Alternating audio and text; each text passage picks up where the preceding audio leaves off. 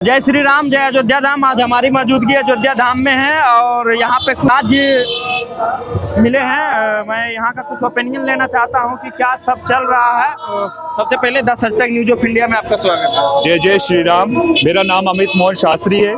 मैं इस महापर्व में उपस्थित होने द्वार से, हरि के द्वार से साक्षात अयोध्या धाम आया हूँ।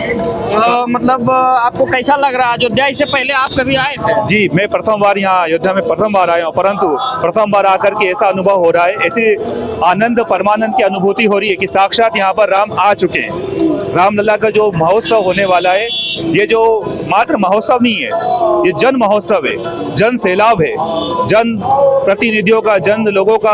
मान की जो जन्मों जन्मों से जो हमारी मांग थी, पुकार थी कि हमारे राज्य में, हमारे प्रदेश में, हमारे देशों में ये जो संस्कृति का प्रभाव आना था, वो साक्षात 22 तारीख को होने वाले महापर्व में प्राण प्रतिष्ठा कार्यक्रम में उपस्थित होकर हम सबको बहुत ही मनमुग्ध कर देंगे। एक प्रकार का परमा आनंद की अनुभूति होने लगेगी। विपक्षी का दावा है कि राम मंदिर के जगह पे हॉस्पिटल और कॉलेज बनना चाहिए और अस्पताल बनना चाहिए। जी, तो वैसे लोगों को आप क्या संदेश देना चाहेंगे? बहुत से साधारण सी बात है। आप लोगों की जो मांग है कि अस्पताल होने चाहिए, विद्यालय होने चाहिए, परंतु एक आस्था का केंद्र भी होना चाहिए। उस आस्था केंद्र में, आस्था का जो केंद्र है वो रामलला का प्राण प्रतिष्ठा का एक मंदिर ना मानते हुए उसे अस्पताल मानिए, उसे धर्म की पाठशाला मानिए, उसे धर्म का चिकित्सालय मानिए। जो लोग धर्म को जानते हैं, धर्म को मानते हैं, वो मंदिर मात्र आने से ही स्वस्थ और निरोग हो जाएंगे। कारण क्योंकि जो चित्तवृत्ति हमारी बढ़ रही है, उस चित्तवृत्ति को रोकने का एक माध्यम साधन है, वो है भक्ति। और ये महापर्व भक्ति का महापर्व है, जिसमें जनमानस लोग तरह तरह के प्रांतों से आए हैं। पर ये मत सोचो वो भारत के ही लोग हैं, परंतु इस जन सैलाब में आके अपने आप को स्वस्थ कर रहे हैं। कुछ लोग राम मंदिर के ऊपर गलत और भद्र टिप्पणी कर रहे हैं, जी, को क्या संदेश देना चाहेंगे? देखिए, टिप्पणी करने से कुछ नहीं होगा। आपको धर्म की पूरी पुस्तक पढ़ना होगी। आपको मात्र नोट से आपका काम नहीं चलेगा। मैं एक संस्कृत का एक अध्यापक हूँ। संस्कृत का अध्यापक होने के नाते, एक शिक्षक होने के नाते यही कहूंगा कि जितने भी टिप्पणी करने वाले लोग हैं, वो लोग मात्र पुस्तक ना पढ़ें, पुस्तक का अध्ययन भी करें और स्वयं उसको आत्मसात भी करें। दूसरे के नोट्स लेके, दूसरे के शब्दों को लेकर के आप अपने टिप्पणी नहीं करिए। क्यों? क्योंकि टीकाकार एक धारा में चलता है, पूरे समस्त ध्यान पूर्वक से अपनी बातों को नहीं रख पाता, परंतु धर्म शास्त्रों का अध्ययन करके, धर्म शास्त्रों का पालन करवा करके वो इस चीज को कोई टिप्पणी नहीं कर सकता। कारण ये है कि आज वर्तमान में हमें अपनी धर्म संस्कृति को बचाने के लिए इस प्रकार के आयोजन करना पड़ रहे हैं। बिहार के एक युवा हैं तेज प्रताप यादव जी। हाँ जी, जो कि 14 तारीख को उनको स्वप्न में आए थे कि राम भगवान अयोध्या में नहीं रहेंगे। जी, तो उनके बारे में आप क्या कहना चाहेंगे? देखिए, माना कि ये एक प्रकार का स्वप्न इत्यादि का शास्त्र है, परंतु इस तरह का ये जो स्वास्थ्य, ये जो है, ये व्यर्थ ही है।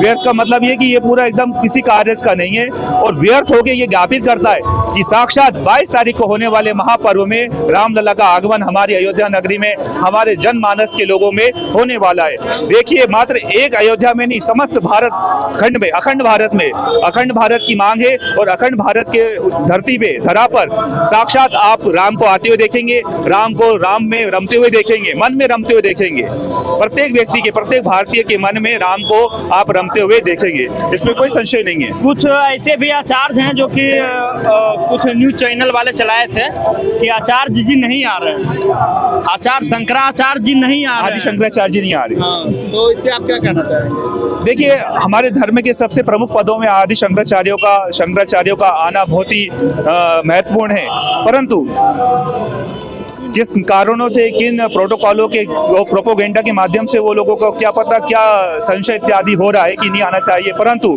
जनमानस की पुकार को देखते हुए, मानव के कल्याण के लिए, और एवं एक चीज हमारे भारतीय संस्कृति में बाकायदा कहा गया है, भारतस्य प्रतिष्ठा द्वय संस्कृतम संस्कृतस्तथा।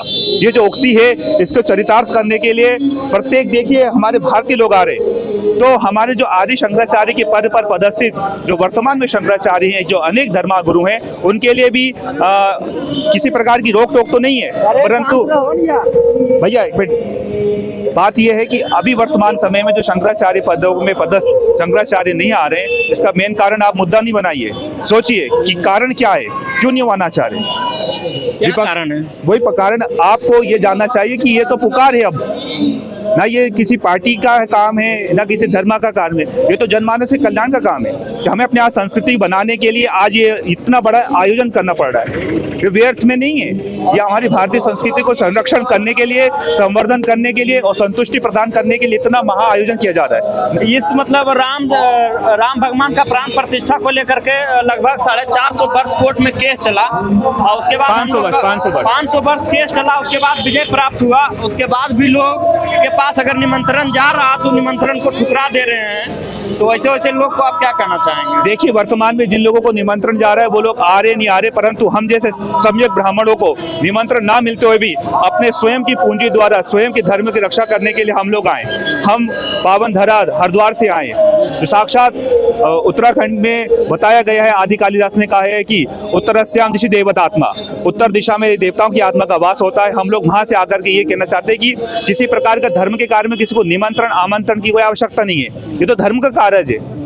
पवन सुखा जगन निर्माही, ये जो बात कही गई है उसको आप पालन करो ना, चरितार्थ करो, उसमें किसी प्रकार की रोक टोक क्या है? इसमें किसी प्रकार का कोई संदेह, भेदभाव, किसी प्रकार का संशय है ही नहीं, तो आप संशय क्यों उत्पन्न करवा रहे हैं? हमारे हिंदुस्तान में कुछ गिने चुने ऐसे लोग हैं जो कि ये पॉलिटिक्स मुद्दा भी बता रहे हैं कि मोदी जी और योगी जी राम मंदिर पे वोट बैंक बना रहे हैं। वैसे लोग को आप क्या कहना चाहेंगे? वोट बैंक की कोई बात ही नहीं है। आज भारतीय जो नागरिक हैं या भारतीय जो लोग हैं वो वोट बैंक से पहले अपनी संस्कृति को बचाना चाह रहे हैं, एक अपने धर्म का कुछ गिने चुने लोग कर रहे हैं। नहीं, यदि जो भारतीय है वो मान के चलिए योगी और मोदी जी के साथ है, हम तो साफ कहेंगे, इसमें किसी को दुराई नहीं है। जो कार्य हमारा पहले हो जाना चाहता है वो वर्तमान में घिसटते घिसटते 500 वर्ष लग गया। आज बहुत बड़ी जीत, बहुत बड़ी जीत है, इसके लिए जयकार लगाना चाहिए। इसमें उन लोगों के लिए, हम जो लोगों ने कार सेवक द्वारा अपने प्राणों की आहुति दी इस कार्य को करने के लिए, आगामी 22 तारीख को उन्हीं सभी लोगों के लिए एक प्रकार का पितृ यज्ञ किया जाएगा। वो एक पितृ पुरुष है हमारे लिए, जिन माध्यम से आज हमें ये स्वतंत्र ये कार्यक्रम आयोजन करने के लिए वो देना चाहिए। वो कोई संशय दोहराई नहीं है। आप भारत में रहकर के अपनी संस्कृति को नहीं बचा पाएंगे तो क्या कर पाएंगे? संस्कृति को बचाने के लिए आपको किसी प्रकार का आयोजन नहीं, ये थोड़ा दिखाया जा रहा है कि हाँ हमारी संस्कृति में भी कुछ है, हमारी संस्कृति में भी प्राण है, हमारी धरती माँ कुछ खाली नहीं है, इसने नाना प्रकार के रत्नों को जन्म दिया। हमारी धरती माँ रत्न विहीन नहीं है, साक्षात रत्नों से जड़ित है। रत्न जड़ित सिंहासन है, उस रत्न जड़ित सिंहासन पे स्थापित करने के लिए ये नाना प्रकार के धत्कर्म नहीं है, ये षोडशोपचार है।